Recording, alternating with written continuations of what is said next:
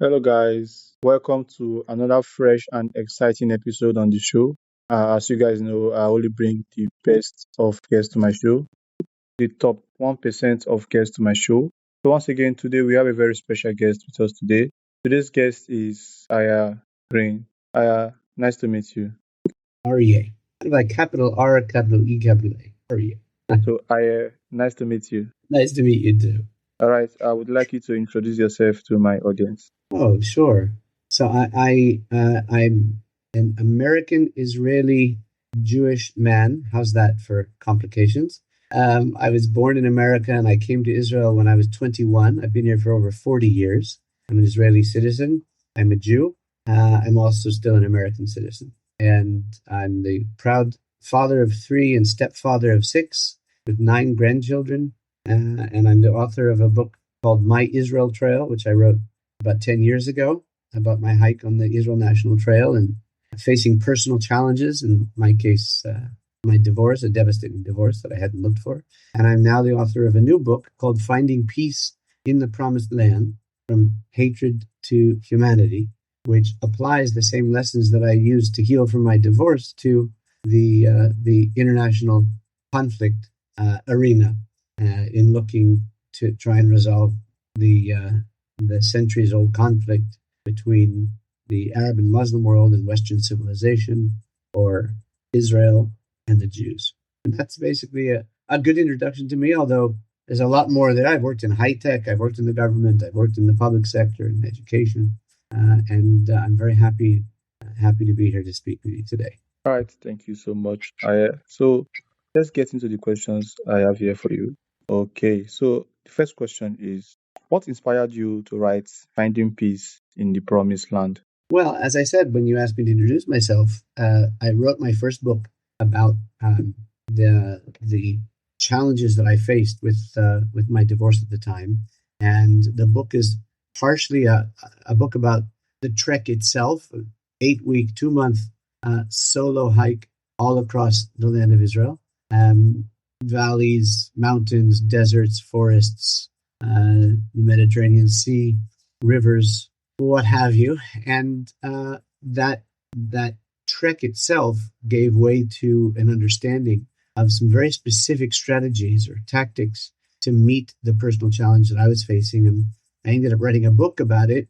And those elements, these 5 elements that helped me to heal from my divorce, have helped many others in facing their own personal challenges. And the truth is that when I wrote that book, I had some application to the Arab-Israel conflict at the time. This is over 10 years ago. But my publisher insisted I take that out, telling me that I had 2 books already. I had the trekking book, the hiking, the people I met, the geography, the history of the land, the people of Israel, etc., and a second book almost in the same book, which was the personal growth healing story about my getting over my divorce, etc. And so I always had some application to the Arab-Israel conflict in mind, but I took it out of that book and I kind of toyed with the writing of this second book for many years.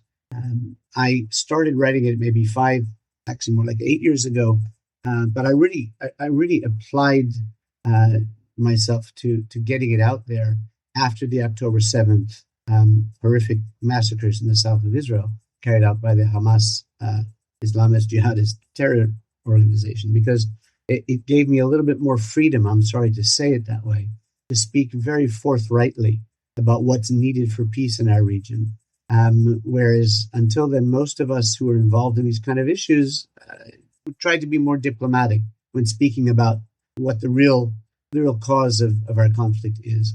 And on the positive side, the Abraham Accords gave great impetus to me to write my book, because the language used, the terminology used, the whole approach of the leaders of the United Arab Emirates and Bahrain and Sudan and Morocco in signing the Abraham Accords with Israel, the whole approach was different. I went on business to Bahrain and to United Arab Emirates twice, and the embrace of Israel, the acknowledgement and acceptance of the connection between the people of Israel and the land of Israel as the indigenous people in this land, the recognition of the legitimacy of the founding of the State of Israel, as well as of our defensive military operations, meant an entirely different experience than the cold peace the peace agreements that were signed with Jordan and Egypt. And that was a different impetus that promoted or that encouraged me to write the book, because it was an example, it was a demonstration of the principles that I wanted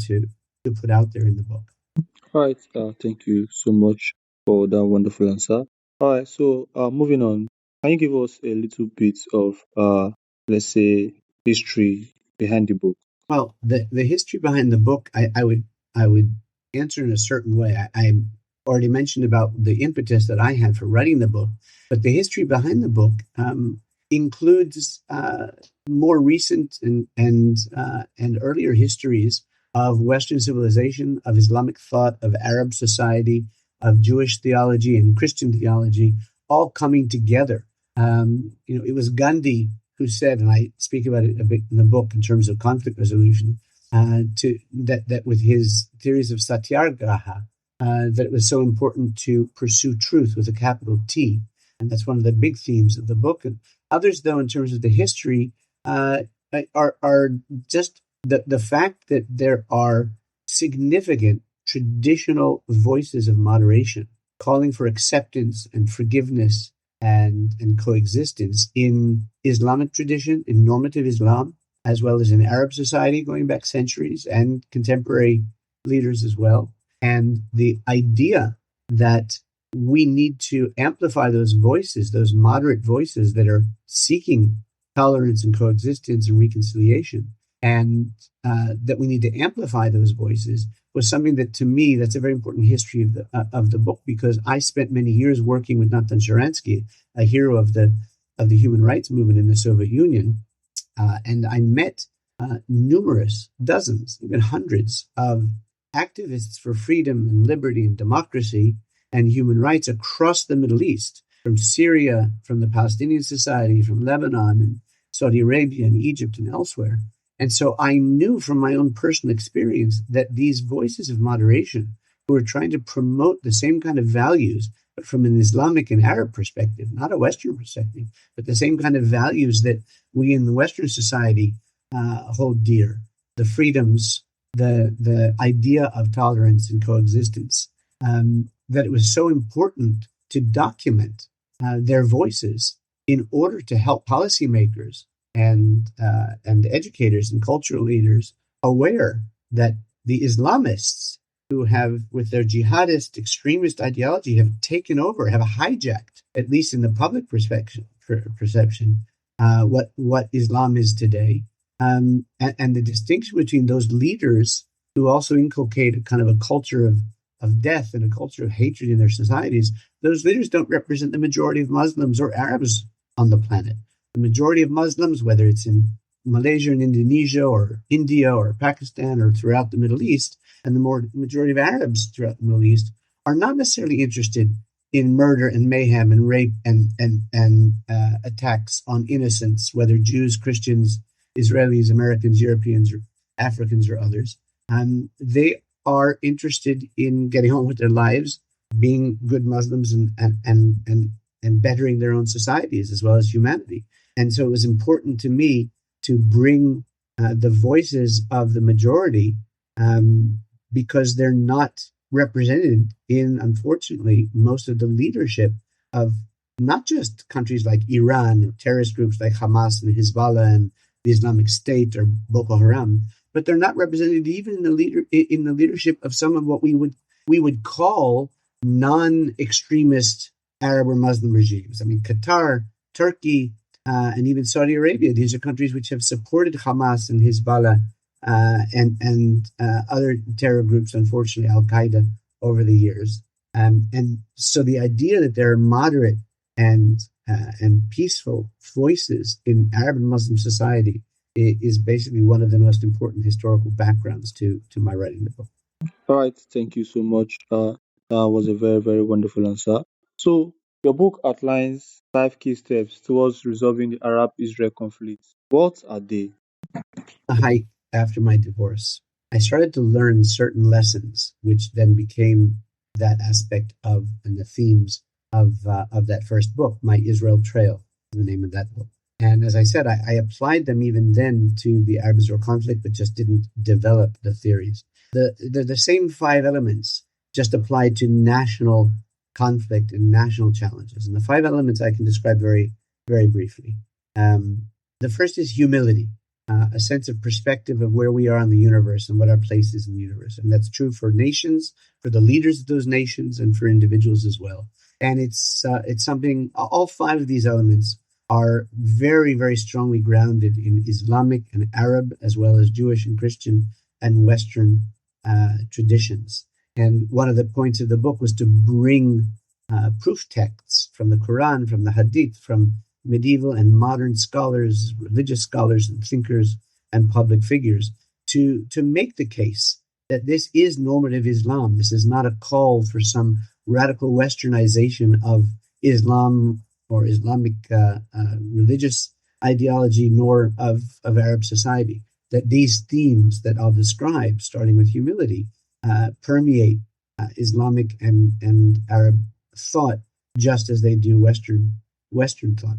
The second element is acceptance, the conceptual framework built on that humility of understanding that we're not in control of the world, accepting the reality that we're facing, whether it's the Arabs accepting the reality that the Jews, the people of Israel, have returned to the land of Israel as the indigenous people and insist on our legitimacy and our existence, or whether the Arabs and the Palestinian society in particular need to accept our existence, or for the Jews and the Israelis and others in the Western world to accept that there is a reality of a self-identifying Arab population, mostly Muslim, who call themselves Palestinian and have a connection to the land that they have a connection to. That kind of acceptance is something which also is reflected in both Muslim and Arab, as well as Jewish, Christian, and Western traditions. The third element is gratitude, which is a very big part of all of our religious and spiritual traditions.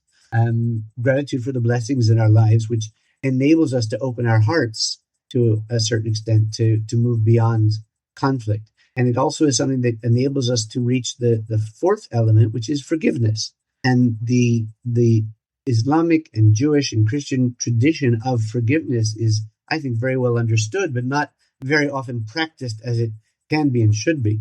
I mean, we Jews in Israel and other Israelis who are not Jewish, Muslim, Christian, and others, have to forgive the Arab and Muslim leadership over the last 100 years for their violent and hostile rejection of our legitimacy, and for their appalling and brutal terror attacks over the last 100 years, including the October 7th, 2023 attack. We have to find it in our hearts to forgive those who have attacked and murdered and raped and maimed and killed us over the centuries. And similarly, the Arabs, and particularly those who self-identify as Palestinians, and the wider Muslim world and their leadership, have to find it in their hearts to forgive the Jews and Israel, including our non-Jewish population, for not just insisting on our right to exist, but on our right to defend ourselves, and for carrying out our defensive military operations, which have caused great destruction and injury and death. And so that forgiveness, and there are many other areas that I go into in the book, that forgiveness is probably the most important element in terms of moving ahead with some form of real peace between our peoples. The fifth element is a sense of purpose. You may be familiar with Frankl's work, Man's Search for Meaning, which is a book describing the whole school of psychotherapy that was developed by Frankl after the Holocaust in Europe, when he discovered that people with a reason to live were more likely to survive and successfully meet the challenges they face.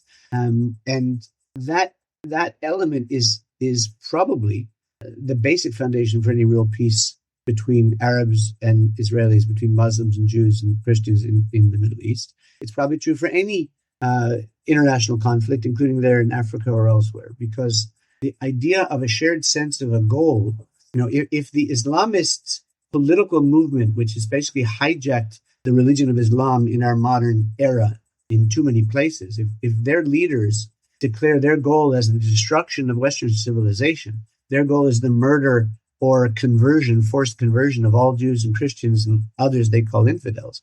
If their goal is to destroy Israel and America, so we don't have a mutual language, obviously, and we don't have mutual goals we can pursue. But if their goals are the normative Islamic goals over the last 1,300 years of bringing real benefits to their own societies and spiritual uplifting to all of humanity, if their goals include living in peace with their neighbors, then we have obviously a shared set of goals and a shared sense of purpose that can lead to real coexistence and reconciliation and real peace. And so that last element, the sense of purpose, is something that I dwell on significantly in the book, because here we're talking about a transformation of ideology in Arab and Muslim society, where I distinguish between the leadership of those societies, like in Qatar and Turkey, or Hamas or Hezbollah or Al Qaeda or Islamic State, and the vast majority of Muslims and Arabs around the world who are interested in peace, who are interested in coexistence and in providing for their own families and being good members of their community and good Muslims or Christians or what have you. What we're looking for is a recognition that with a shared sense of purpose, we can live in peace with each other. But that has to be based on those other four elements, on forgiveness and gratitude and acceptance and a large chunk of humility. All right, thank you so much. Thank you for that wonderful answer. So, what kind of lessons do you hope listeners and readers will take away from your book? Well, the three lessons, the five elements that I described are the primary lessons, but there's a whole chapter. I appreciate you're asking the question, because everything we've said until now is kind of on the ideological level. It's kind of theoretical. I devote a whole chapter to the pragmatic steps, practical steps that can be taken by policymakers, by political leaders, by religious leaders, by educators, by community leaders and cultural leaders, as well as by individuals and families, to achieve these goals. And they're divided in a number of different categories and relate to the five elements that I described. So the book outlines quite a few steps, both in terms of people to people and government to government relations, that could bring about this kind of real peace. All right, so here is my final question for you. If there's one thing you hope listeners will take away from this conversation, what would you want that to be? From ancient and modern Islamic thinkers, as well as Arab thinkers and ideologues. And one of the reasons I do that is because, who am I? First of all, I'm an American Israeli Jew. So who am I to try and convince the Arab or Muslim world they need to undergo a transformation from hatred to humanity? But more than that, I'm not a known either scholar of the Middle East or political leader in the Middle East, and therefore, who am I to come up with this kind of a thesis?